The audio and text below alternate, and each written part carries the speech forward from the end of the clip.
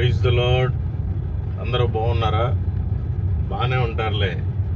ఎందుకంటే ఎవరి ఇష్టం వచ్చిన పనులు వాళ్ళు చేసుకుంటూ ఉంటారు కదా. ఎవరికి ఇష్టం వచ్చినట్టు వాళ్ళు బ్రతుకుతూ ఉంటారు. ఏంటంటే ఈ లోకంలో నేనేదో సాధించాలి, నేనేదో పైకి రావాలి, అందరికంటే ఏదో మిగులుగా ఉండాలి, అందరికంటే గొప్పగా ఉండాలి అని మంచి పేర్లు, ప్రఖ్యాతలు, బిల్డింగ్స్, మంచి కార్లు, డబ్బులు బాగా సంపాదించి నేను ఏదో నిరంతరం నిలిచిపోవాలని ఆలోచిస్తూ ఉంటారు. అయితే దేవుని వాక్యం సెలవిస్తుంది, 1 యోహాను 2వ అధ్యాయము 17వ వచనం. వాక్యం ఏం సెలవిస్తుందంటే, లోకమును దాని ఆశయు గతించిపోవును గాని దేవుని చిత్తము జరిగించు వాడు నిరంతరము నిలుచును అని ఉంది. దేవుడి చిత్తాన్ని మనం చెయ్యాలి.